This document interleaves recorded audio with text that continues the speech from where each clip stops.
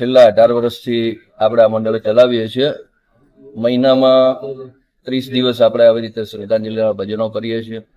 ભજન દરમિયાન જે દાતાશ્રીઓ તરફથી જે કાંઈ દાન આવે છે, આ દાનથી આપણે જરૂરિયાતમંદ એવા બહેનો છે આપણી પાસે 180 કરતાં વધારે બહેનોની યાદી છે.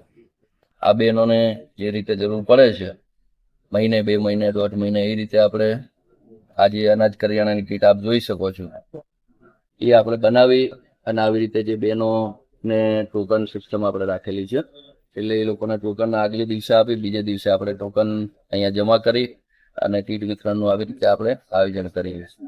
તો ડોનેશન આપણે કઈ રીતે આવે છે? ડોનેશનમાં એવું છે કે આપણે જ્યાં જ્યાં ભજન કરીએ છીએ ત્યાં આપણે એક મંડળની એક જાહેરાત કરીએ છીએ કે ભાઈ અમારું મંડળ એક આવી સંસ્થા ચલાવે છે, આવા વિધવા નિરાધાર બહેનો છે આપણી પાસે, અને એમને આપણે આવી રીતે કરિયાણાની કીટ ભરી આપીએ છીએ. એટલે દાતાશ્રીઓ આપણને ડોનેટ જે કાંઈ ત્યાં ભજન દરમિયાન જે પેટી ઉપર પૈસા મૂકે છે, આ પૈસાથી જ આપણે આયોજન ગોઠવીએ.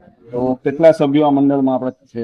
સભ્યો આપણે 30 થી 35 છોકરાઓ છે. બધા જે આપ જોઈ શકો છો અહીંયા મંડળ અમારું ઉપસ્થિત છે, બાપા સીતારામ ભજન કરતાલ મંડળ.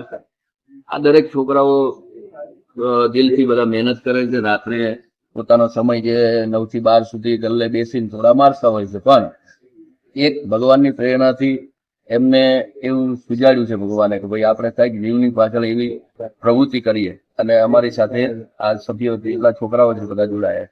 તો આ પ્રેરણા તમને ક્યાંથી મળી?